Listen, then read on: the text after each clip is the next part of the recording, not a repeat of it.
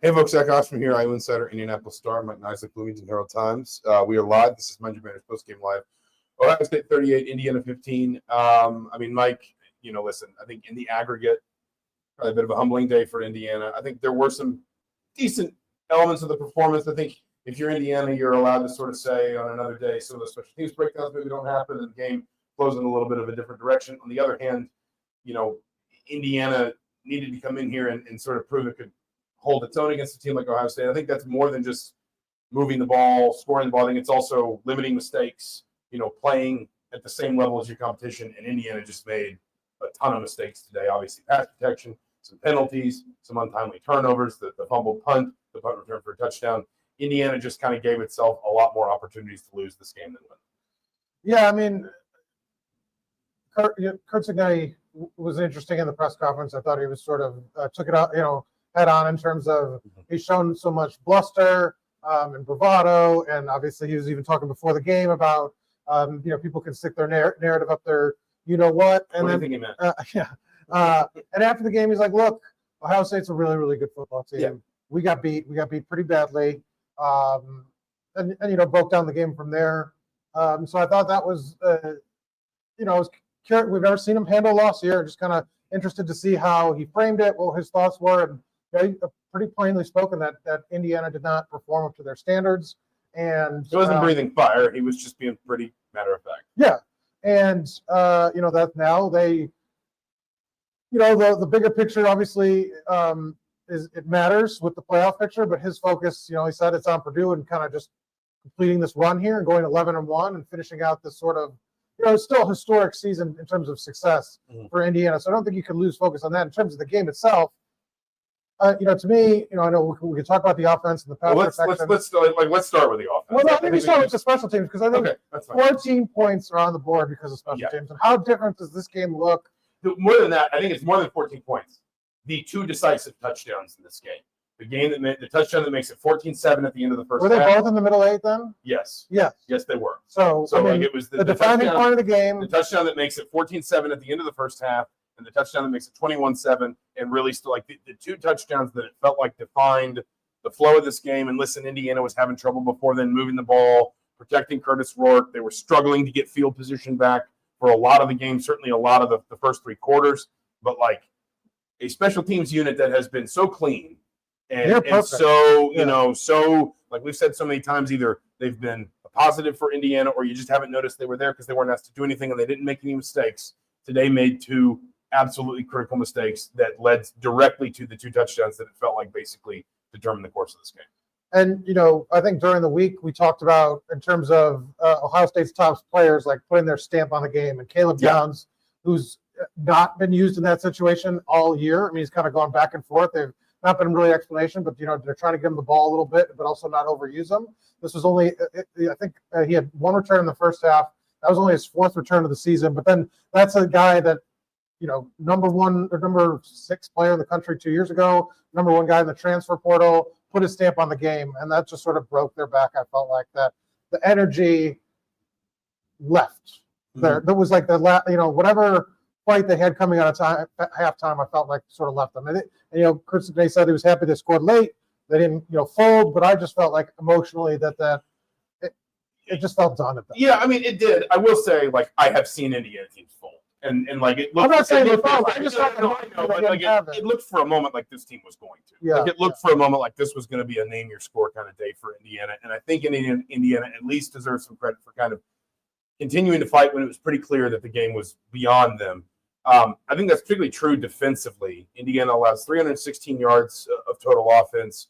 Obviously, it allows 31 points on defense, but again, one of those touchdowns is from I think Ohio State got it at the 4, yeah. 7.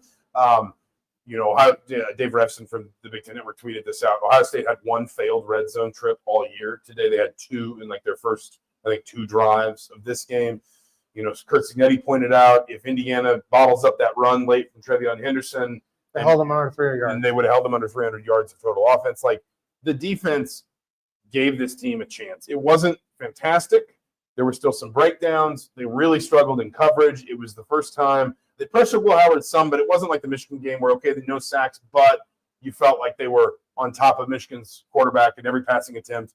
Like, they struggled to get that pressure to get home today, and that meant Will Howard was able to mix some things up.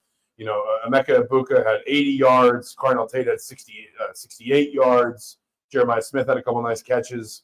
But, like, in general, I thought Indiana's defense gave it a chance to win this game, or at very least, if things had been going differently offensively, be more competitive in this game. I think they gave him a chance to keep it to like a 10-point game. I'm not sure if they did enough to win it because, I mean, like, Will Howard wasn't tested all that much. I mean, he's 22 of 26 for 201 yards and 2 touchdowns. Ohio State clearly had a good plan for keeping the game very simple. Yeah, and so they didn't ask him to do a lot. And like you said, he didn't get a ton of pressure. There was that one stretch where they pressured him a little bit, but he kind of eluded it.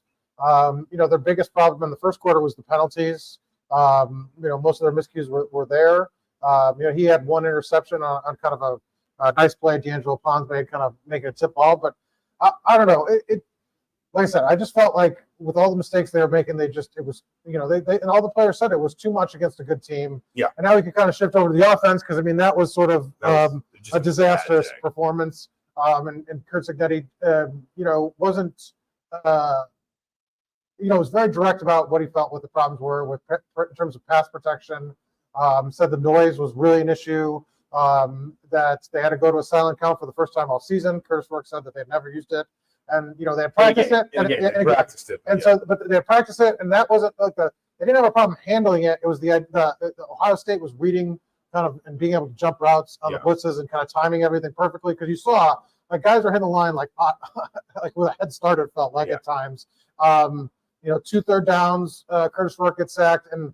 Basically, Kurt Cignetti said like nothing went right for their first stretch. There was like a 5-6 drive stretch where they could not pass it off. So, like, to just like clarify this for people who've been out, like, Kurt Cignetti was talking about noise. He meant the literal noise. He wasn't saying the noise around the game. He meant the literal noise. When he said silent count, what that means is Indiana was going to some sort of signaled, unspoken snap count instead of the quarterback saying, 1, 2, 3, snap, or whatever the wording, whatever the verbiage is that Indiana uses. Curtis Rourke was probably using like a clap or a tap on his Tyson Lawton said, I don't know if he probably should have said it, but he said it was the guard moving his hand like down. Okay. And so that was what they were using. Probably shouldn't have said that. No problem. But the point is, Ohio State figured that out. Change anyway, because obviously it's going to be on video. Ohio State was reading it, and Lawton said they went back to the sidelines and were telling the coaches. And I guess, I don't know how much you could do at that point. I mean, it's going to be hard to change something structural like that and have everybody on board. I remember once in high school, we were like, okay, we're going to try a hard count for the first time. We'd never tried it once, like one time. And we had like 3 straight false starts. And we're just like, all right, no more hard count. Because it's the person that he saw that game on tape was like, you got to be careful. River would love it. 2003 JV. We got to be careful. We lost.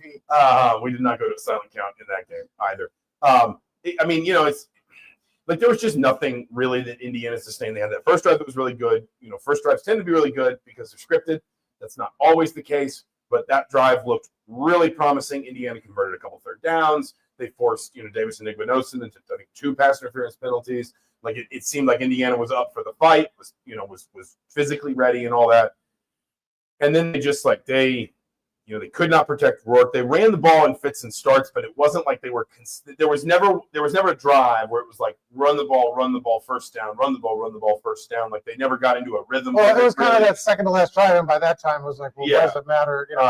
And they were fighting field position because of the sacks all day, and that meant again, that gets into like Aiden Fisher talked about the complementary football. That now the defense, and he wasn't criticizing the offense. You're just saying, well, now the defense is backed up and there's more pressure on special teams to flip the field. And it just kind of didn't work for Indiana. I think the one big concern you have if you're Indiana is we came out of that Michigan game asking the question, was the way Indiana struggled against Michigan's front and Michigan's pressure?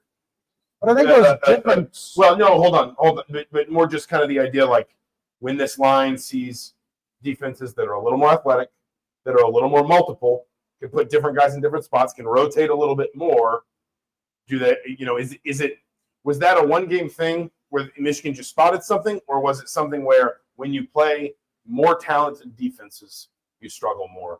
And I don't think you can escape the last three halves of football for Indiana looking like that in pass protection and not be concerned about that. Well, I mean, I think you could be concerned about it because it's a concern. When you give up 5 sacks, it's a concern. But I think I don't think they weren't the same reasons. Like I felt like against Michigan they got physical. Like the Michigan's defensive front was beating them physically, and that is a concern. Like in and of itself, like anytime you get beat, just badly one-on-one matchups, things in the corner, edge rusher speed. Like I didn't think that was the issue. Like they got schemed. Like they were reading the count, they were jumping, and a lot of those sacks were like unblocked defenders. Mm-hmm. So it was like obviously they were scheming up the success. Like those are things like that not going to happen again. Obviously, you feel like with the coaching staff they have. I just think like, I didn't think it was their athleticism that was getting those wins today. Like, well, it was like the idea that when you have an unblocked guy off the blind side, what are you supposed to do? Okay, but I think it's more the idea that you have an unblocked guy off the blind side because he's just too fast for your left tackle, or No, they just weren't blocked. Like they were missing the guy. I understand that, and that's because he's too athletic and he's too quick. No, like unblocked, like not. I missed the block. Like they didn't. Cody Simon sack for the Curtis Rourke fumble. Carter Smith was trying to block it, and he couldn't. I didn't. Think Carter Smith could not. He went for him. Cody Simon had 2.5 sacks. He went for Simon, and he could not get there. I thought a couple of them were just the idea that like they didn't have a blocker there because they just missed it. I mean, we'll see. I mean, I'm sure there were some, but even then, we've talked about this with Indiana's defensive front. Sometimes that's because you have a pass rusher or like a down lineman that eats up attention the way we've seen C.J. West do, and that creates an open lane. I don't think after how good Indiana's pass pro had looked for so long this season that we can get to the point in the year where, for better or worse, these were the two most talented teams. We knew that Indiana was going to see in the regular season this year, and 3 out of the 4 halves, Indiana struggled badly in pass protection. I find it hard to believe that there are not some common themes there. Possibly, but I mean, also when you ratchet up the competition, like you probably expect it not to go so smoothly. I mean, you win one of those games, you lose another one, and like I said, if you don't have those sort of special teams disaster, this game looks a lot different, and your offense probably looks a lot different. In terms of like at least I don't know a lot. I would give a little. Well, I mean, it just changes the complexion of the game, changes what we're trying to do. So it's hard to say, but I mean, that's if you're looking at for things going forward, what the main has to change, it is that, because I thought the defense held its own in both of these games. Obviously, Michigan they did really well, but it's just they're going to have to work some things out. Obviously, the injury played a role with having to get Drew Evans going down and Taylor Stevens is in there. So Tyler Stevens is in there. So I mean, there's things to work out. Big picture about this game specifically. I mean, listen, I think it's actually sort of a sign of respect to Indiana that Ohio State really seemed to celebrate this. Like there was the clip of Will Howard on the sideline seeming to stamp out a cigarette and say, Google that expletive, shall we say. Did he say expletive? I believe. Which one did he use? It was 4 letters. And it's a synonym, or it's a way to describe something you do at the restaurant. And then there was they flashed up the graphic on Ohio Stadium that said Buckeyes win. Google that. And, I get that can get under fan skin, and it's designed to.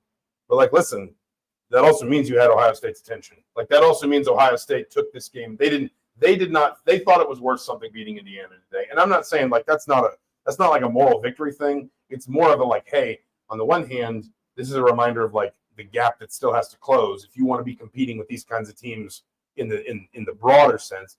But on the other hand, it also says these kinds of teams think you're that kind of team now. And I understand that if you're ranked number 5 in the playoff ranking, like they're just going to take that seriously. But like there was that note it was kind of bizarre, but that note in the Ohio State game notes that said, like, regardless of the historical record, this Indiana team is 0-0 all time against this Ohio State team, and this game will be decided on the field. Like Ohio State treated Indiana like Penn State, like Oregon. Indiana earned that. Indiana also earned the result it got today. And, kind of the next step here is bridging the gap between those two, if that makes sense. Yeah, and I mean, the discussion is just all going to be now in college football playoffs. And that's the other Chris Agnetti seems sort of annoyed by it all, I think. he doesn't feel like he should have to argue that a 10-1 team, is worthy of, when there's not very many one-loss teams left in the country, worthy of a playoff spot. Yeah, I think that was clear on his sort of answers today. Yeah. He was playful with it, but he was just like, "Are you kidding? Like, I'm not even going to answer that." And then I think it was Jake Trotter, maybe from ESPN, said, "So you think you should be in?" And Signetti just looked at him and smiled. So I think you can take that the way it is. I think. Listen, to talk about the big picture, Fred Hevelon says you guys like one another, right? And only on weekends. But I think big picture, Ole Miss lost today. I keep looking over here because you are. That's maybe why they're like, when you keep like looking away, people are just like, you have to talk. Penn State and Minnesota are in a game. I think probably about as expected. Minnesota's winning, but Penn State's driving here late in the first half. And if everything breaks Indiana's way, and like Penn State were to lose because Ole Miss did lose, like it's probably a moot point. Like they're going to get in just because like they're going to have. Yeah, I mean, obviously, all of this from the beginning has to assume they beat Purdue, and probably with at least some style. I don't know. They need to bury them by 50, but like they need to make Ryan Walters cry. It can't be. Okay, we're going to leave that to one side. It can't be 21-17 at the start of the fourth quarter or something. Like it needs to be. There needs to be a gap there that says we're at the top of the Big Ten, they're at the bottom of the Big Ten, and that's not a problem. Just do what everybody else has done to Purdue this season, other than Michigan State. Yeah. I mean, Michigan State flirted with it last night. They probably should have lost anyway. Does this game convince the people that needed convincing? And that's not Paul Feinbaum. That's not Kirby Smart. That's not fans on Twitter. Kirby Smart's still searching for what their criteria is. Yeah. What are they looking for? Kirby's he's going to think that they held it against them. They were down 7-0 to UMass. Because like if you look at the box score, I mean it's that's what I'm getting to. I think based on the way the committee has treated one-loss teams historically, and based on the way the committee you're big on the historical. You love saying that phrase. You love saying that so far this season. Yeah, I think the committee will have seen enough because I think to your point, the committee will say Indiana did not look good. Lots of teams don't look good in this stadium. We think Ohio State's really good. They've had Ohio State ahead of Texas. They've had Ohio State ahead of undefeated Indiana. They had Ohio State ahead of undefeated Miami before Miami lost. They clearly thought Ohio State was one of the two best teams in the country since the beginning of this process. And they're going to look at that and say, Indiana lost. They should have lost. Yeah, Ohio State covered, but this was not incredibly one-sided dominance. There were the special teams miscues. There was, to your point, like the box score numbers don't suggest that Indiana just got absolutely outclassed in every area. They did certainly offense to defense, but probably not offense to defense the other way, really. And as you say, Ole Miss loses. I think that's probably it for Ole Miss. Kentucky and Texas, I think, are in a game up here on the other TV. We're in the visiting coaches press box after this. We're going to call some plays. And Penn State and Minnesota, whatever's going on up there, like they can't see these things. You don't have to point them out. And that's a window right there. Would that get us in trouble if we're showing a live screen, live video? Other stuff's going to work itself out. Yeah. And as long as Indiana beats Purdue roughly the way Indiana should, I don't think anything happened here today that's going to make the committee think Indiana goes from being one of the 5 best teams in the country to out of the top 11.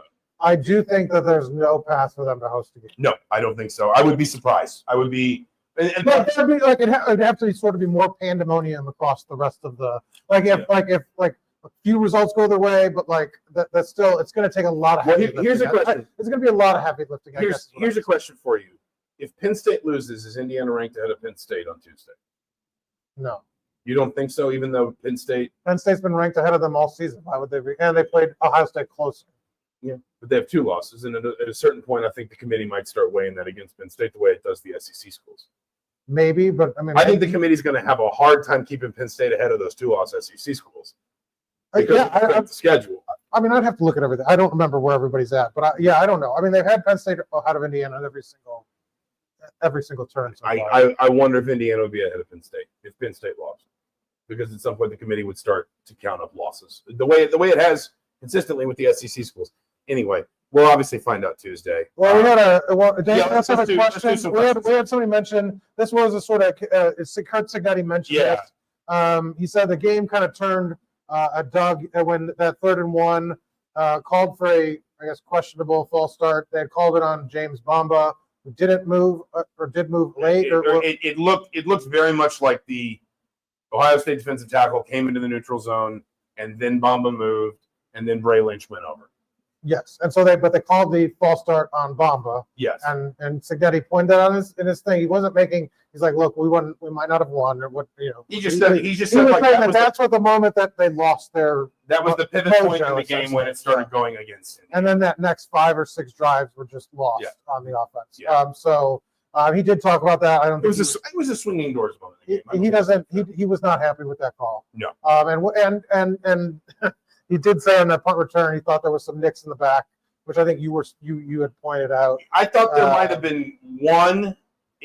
On replay, it looked maybe more like he got him on the side. I mean, it was for the fact that Ohio State got whistled for 8 penalties today. It's not like they were being soft on Ohio State. I thought it would have been a harsh call. When I saw the replay in real time, I thought maybe there was a block in the back. I thought it might have been a harsh call. I actually thought Anderson Kobe was getting held while the ball was still in the air, but that's one of those things that it's kind of always happening on a punt return, and it was more just like there was there was jersey out here, that kind of thing. I don't know. It would have felt ticky-tack. A couple other things. Any chance to get to the Big Ten championship? No. I believe there was an incredibly narrow path. It was 12 things, right? Yeah, and I think one of them was that Rutgers had to beat Illinois and they lost. So all strength of schedule of the opponents of the teams for tiebreakers. Yeah, something like that. So, and obviously it would also have required Oregon to lose next week and fall. So now if Ohio State loses, there's more tiebreakers to see who gets it between them and Penn State if they're both one loss? Well, that's a good point. Okay, yes. Sorry, I was assuming an Ohio State win against Michigan. Yeah. If Penn State and Ohio State lose, then Indiana goes to the Big Ten title game. And Indiana beats. No, Penn State wins and Ohio State loses. What happens? That I'm not sure about. Okay. I think I don't know. So there might be a chance. The path is narrow, but it requires a loss to Michigan next week. Yeah, it requires Ohio State to lose to Michigan, Obviously. which I think we can all agree is highly unlikely. But yes, Gabriel also said we're all rooting for Michigan next week. That is correct. Is there any way you can get on the same page on these shows? Well, but we like talking over each other because we're debating. We're having a yeah, discussion. no, We just talk and I listen and go, yep, that's a good point. Yeah, no, It'd be boring. Yeah. It'd be boring. Yeah. I agree with that. Benjamin Button. The offensive line has been struggling. And again, that's where I come back to. The concern you have. And if you are a playoff team, you will get 3 weeks to sort of work some things out. That's true. That will be a good break for them because that's coaches always talk about the valuable practice time when you make it to the postseason. You basically get a second spring practice. Yes. So there's and that could make a difference. That could. Any other questions or comments or thoughts? We can go another minute here or two. We respect it, Monroe County IU fan. Thank you, Fred. We really appreciate it. Thank you all for listening, for watching. Obviously, this O-line, one more. Donald Meyer says O-line has got to reset and get ready for the tough rivalry game. Lots of football left. I don't think IU will drop out of the playoff. That's like my final word. I think I'll be in the Bahamas, so you won't hear from me either way. But you'll be sequestered. I'll be on the beach. Mike Woodson's going to have you in a closet somewhere and just lock you up. Beach closet. I don't think they'll drop out. We were talking off camera kind of during the game as this was going on, and 10 seed 8 ranking or something around there, near the bottom.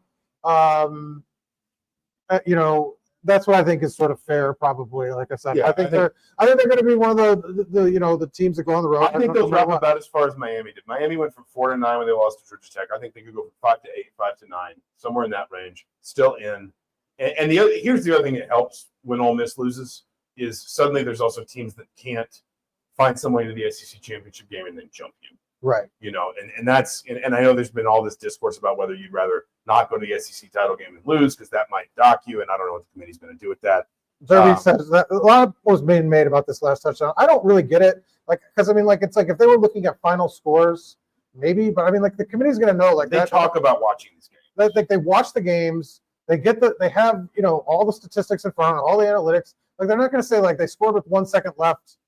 And that's it. That was the backbreaker. I'm dropping them down 3 spots. It was a game. Look, it would have been what 31-15 if they hadn't scored that touchdown. Like that's really what the game was. I mean, just because they scored a garbage touchdown on the last 3 plays, I don't think it's going to make any difference. I don't think so either. I think if they're going to drop Indiana, they would do it at 31-16. Right, if they're dropping Indiana out, they just don't think they're good enough. Like it's not. It's like it's not because Travion Henderson ripped off that wall. Because I think there's a different to me, 38-31 is not all. I mean, like it had to have looked like a 50-7 game where Indiana just was never in it. This was a close game at halftime. They made a couple mistakes right at the third quarter, got away from it. It wasn't an uncompetitive game.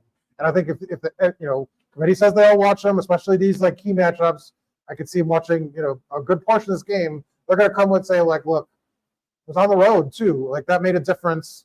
Clearly Indiana I think can compete in this environment. It just didn't on Saturday. We'll leave it there. He's Mike Nisley. I'm Zach Osterman. Thank you all so much for watching, for listening. This will be up probably on your podcast feed Sunday morning if anybody wants to go back and hash through it, listen to us argue. So no podcasting, no remote podcasting. I'll probably do like some short post game shows from the Bahamas. But no football. Well, let's see what my internet situation's like. Yeah, with the Comfort Inn suites. Don't tell them your location. We could get an angry Bahamas fan. Well, I didn't tell them where in the Bahamas. I might not even be on Nassau. I might be on Grand Bahama Island. I mean, you don't know. I might say hi to Zach in the Bahamas. I might be sailing into. You ever been to Atlantis? There's like a dock there with just the most enormous boats you've ever seen in your life. I have not been to it. So I could stay on a different island, charter a boat, just park at Atlantis, go and cover the game, and head home. Days in is worse. Take comfort. I mean, it's there aren't that many choices. So he's Mike Nisley. I'm Zach Osterman. Thank you all so much for watching, for listening. This has been Mind Your Banners Postgame Live. Indiana 15, Ohio State 38. Hoosiers are 10-1, 7-1 in the Big Ten. Bucket game Saturday against Purdue. Talk to you soon.